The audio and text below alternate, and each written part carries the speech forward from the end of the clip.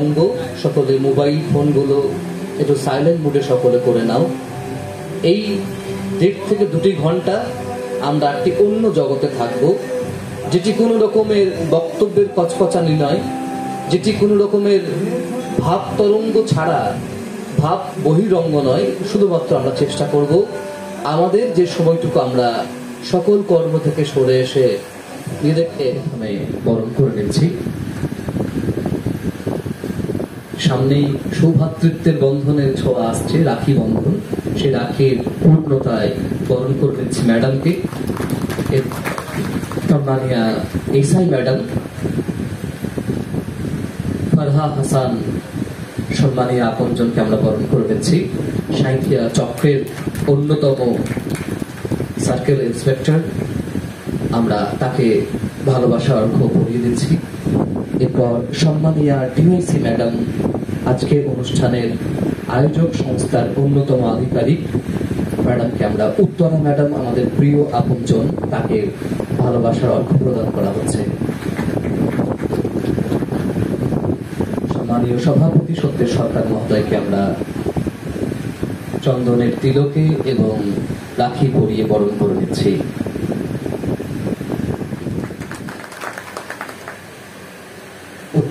জাগ্রত প্রাপ্ত বরারঙ্গ সৌগত স্যার ছিলেন আমাদের সাথে দীর্ঘদিন। তারপর আজ ম্যাডাম এই মঞ্চকে আলোকিত করছেন, যে আলোকমালা গাঁথা চলছে। আমরা একের পর এক সম্ভাষণ জ্ঞাপন করছি আমাদের প্রিয় আন্দামান। ঘুরিয়েছেন দিল্লি, ঘুরিয়েছেন মণিপুর, ঘুরিয়েছেন আসাম, ঘুরিয়েছেন মেঘালয়। সেই মানুষটির জন্য অনেক ভালোবাসা রইল।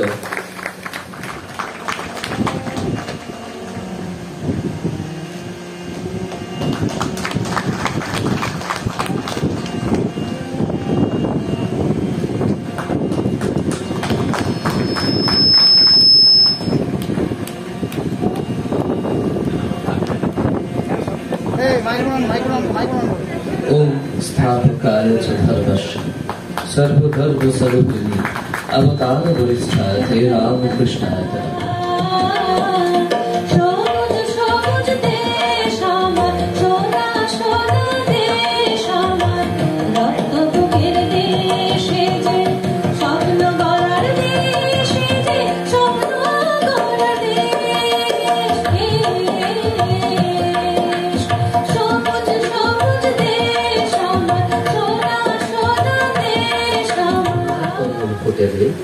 সেই আমাদের বাংলাদেশ, আমাদেরই বাংলাদেশ। আসলে এই বাংলাদেশেই তো আমরা সেই স্ব-অধ্যায় স্বযাপনকে বোঝানোর জন্যই এই উদ্বোধনী সঙ্গীত। আর আজকের অনুষ্ঠানে সকলকে স্বাগত শব্দে যে ভাবনা, যে চেতনা নিয়ে ভারত সরকার তার স্পোর্টস অ্যান্ড অ্যাফেয়ার্স ডিপার্টমেন্ট ভেবেছেন যে আলোকময় মালাটুকু ডিপার্টমেন্ট ওরিয়েন্টেড প্রজেক্টের মাধ্যমে তুলে দেওয়া, অর্থাৎ ছাত্রদের কাছে কিছু মৌলিক প্রজেক্টের কথা উল্লেখ করা, তার বিষয়ে সংক্ষিপ্ত কথা বলে স্বাগত জানাবেন সপ্তপ্রদীপের সভাপতি শ্রী সত্যের সরকার। সারা ভারতবর্ষ জুড়ে বিভিন্ন কর্মকাণ্ডের সঙ্গে যুক্ত ছিল। আমাদের দেশের যে সমস্ত পরিকল্পনা, সেইগুলোকে জনসাধারণের মাধ্যমে কাছে তুলে ধরার জন্য এই মেরে যুবা ভারত একটা অগ্রণী ভূমিকা পালন করে চলেছে। তাদের আজকের এই যে কর্মশালা, এই কর্মশালায় যে আমাদের কেন্দ্রীয় সরকারের বিভিন্ন ডিওআইসি, এনওয়াইকে এবং মেরা যুবা ভারত। তোমরা দেখতে পাচ্ছ অনুষ্ঠানটার নাম ওয়ার্কশপ অন ফ্ল্যাগশিপ স্কিম। আজকের অনুষ্ঠানের মূল যে উদ্দেশ্য সেটা হচ্ছে সেন্ট্রাল গভর্নমেন্ট এবং স্টেট গভর্নমেন্টের যে ফ্ল্যাগশিপ প্রোগ্রামগুলো আছে মূলত যুবকদের জন্য, যুবক যুবতীদের জন্য এবং বাকিদেরও জন্য, সেগুলোকে একটু ঝালিয়ে নেওয়া, একটু যেন আমরা জানি কি জানি না সে ব্যাপারে একটুখানি নলেজ নেওয়া। আমাদের অতিথিরা আছেন, তারা তোমাদেরকে এই বিষয়ে বিশদে বলবেন। এবার তোমরা বলতে পারো যে আমাদের কেন জানা দরকার, তাহলে একটা ছোট গল্পই বলি। অনেক কিছু পেছিয়ে থাকি আমরা, কারণ শহর বলতে মহানগর যে স্কিমগুলো জানতে পারে তাদের মেরিট দিয়ে আমরা জানতে পারি না, কারণ আমাদের কিছু স্কিম খুব এত চর্চা হয় বিশেষত সেগুলোর ভেতরে আমরা সেই গোবরের মতো করে ঢুকে যাই। তাই তার থেকে বেরিয়ে গিয়ে অনেক বিষয় থাকে যেগুলো আলোচনা করলে নিজেদের উপকারে লাগতে পারে।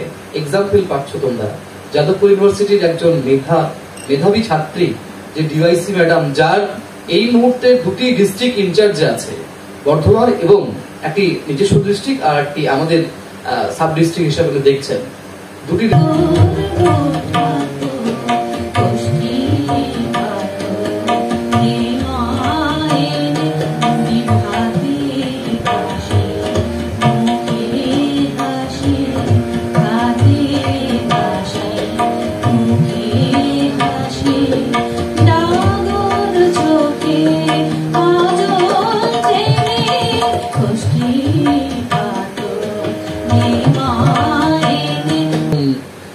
বক্তা হিসাবে আমরা মঞ্চে দেখে নেব, যিনি আলোকপাত করবেন একটি বিষয়ের উপরে।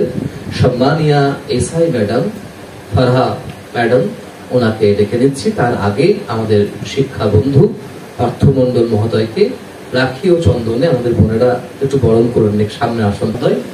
এই সময়ে শিক্ষার যে অঙ্গন, তার প্রতি যে আমাদের আচরণ এবং সে কিভাবে কথা বললে সুবিধা হয় বাচ্চাদেরকে। প্রদীপ সংস্কৃতি সোসাইটির যৌথ প্রচেষ্টায় আজকে এই ওয়ার্কশপ।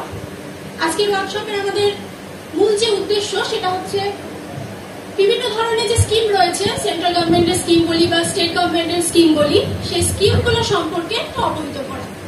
তার জন্য সরকার বেশ কিছু প্রজেক্ট নিয়েছেন, বেশ কিছু ফ্ল্যাগশিপ স্কিম নিয়েছেন, যেমন কন্যাশ্রী, বিভিন্ন স্কলারশিপ স্কিম রয়েছে যেগুলো সম্পর্কে তোমরা সকলেই ওয়াকিবহাল।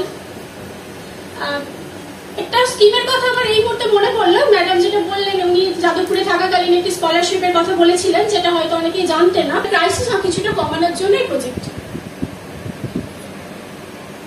যেটাই বললাম যে হায়ার এডুকেশন ডিপার্টমেন্টের উদ্যোগে এই স্কিমটি নেওয়া হয়েছে। এই স্কিমটি মূলত নেওয়া হয়েছে বিভিন্ন স্টুডেন্টদেরকে সাপোর্ট করার জন্য, যারা secondary, higher secondary, madrasa, undergraduate, post graduate study করছে। এছাড়া বিভিন্ন প্রফেশনাল ডিগ্রি এর মধ্যে দিয়ে আচ্ছা করে জোলাপ নিল নসিনাকে দিয়ে। ডাক্তার এসে বলল কেসে বড়ই কঠিন ব্যান। এসব অভিনব অনুষ্ঠানে আমাকে বক্তা হিসেবে আমন্ত্রণ জানানোর জন্য। আজকের প্রোগ্রামটি মূলত ফ্ল্যাগশিপ প্রোগ্রাম। এটি ফ্ল্যাগশিপ প্রোগ্রাম আছে সেন্ট্রাল গভর্নমেন্ট এবং স্টেট গভর্নমেন্টের। যেহেতু আমি স্টেট গভর্নমেন্টে কর্মরত, স্টেট গভর্নমেন্টের একটি বিশেষ দপ্তরে, কৃষি দপ্তরে, তো সেই সম্বন্ধে আমি দুটার কথা বলবো। তো প্রথমে যখন এখানে এলাম, আমাদের সঙ্গীত শিল্পী যিনি আমাদের গান পরিবেশন করছিলেন, সুমনা দেবী, অত্যন্ত সুন্দর এবং পরিমার্জিত গান পরিবেশন করেছেন। তো গানে একটা লাইন ছিল, প্রথম লাইনটাই সবুজ সবুজ দেশ আমার, তাই তো? তো এটা কিন্তু বাস্তব। আমরা কংক্রিটের ঘেরা যতটা বেশি ভারতবর্ষ আছে, তার থেকে বেশি ভারতবর্ষ সবুজে ঘেরা। খুব লিমিটেড সিট থাকে এবং নাম্বারটা খুব হাই র্যাঙ্ক হতে হয়। গত বছর যা শুনেছিলাম 90%-এর উপরে উচ্চ মাধ্যমিক নাম্বারই অলরেডি ফিল আপ হয়ে গেছে।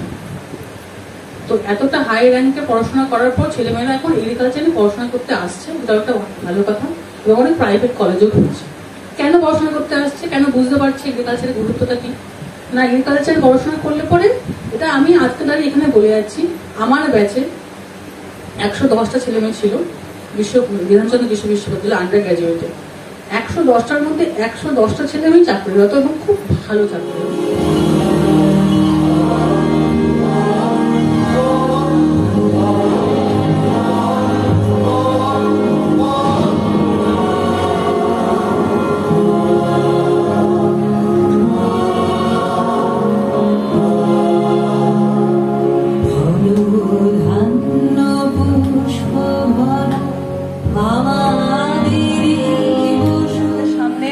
উপস্থিত করলেন আমাদের ক্লাবের সদস্যরা। তোমরা সেখান থেকে আশা করি শিক্ষা নেবে, এই আশা রেখেই আমি আজকের এই অনুষ্ঠানটা এখানে সমাপ্ত ঘোষণা করলাম।